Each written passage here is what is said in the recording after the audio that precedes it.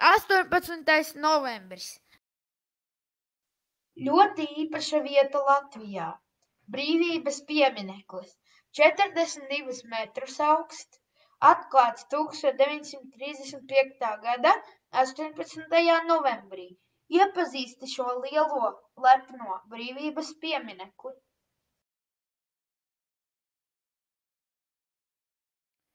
Nacionālā opera.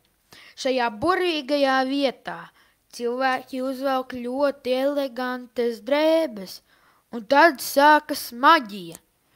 Notis lido pa gaisu kā burbuļi.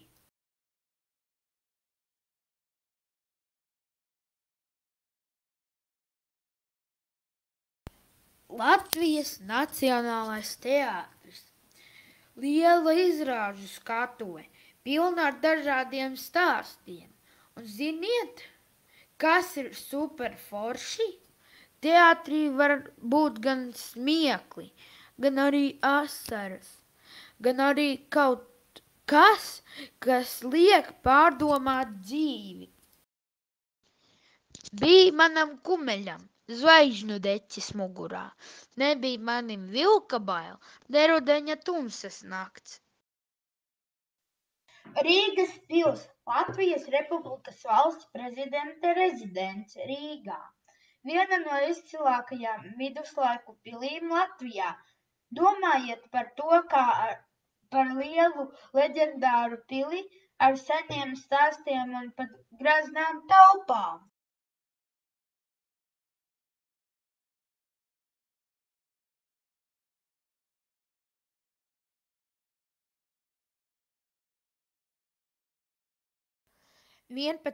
Novembra Krasmalā militārā parāde.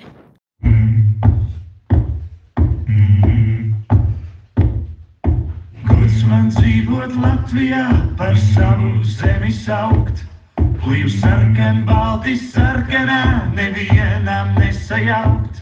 Jo mana zeme Latvija, manas asinis un gars, un kamēr kopā turamies, neviens to neaizskars. Ar Lielupi un Daugavu es vienā straumē plūstu, ar sirdi un ar augumu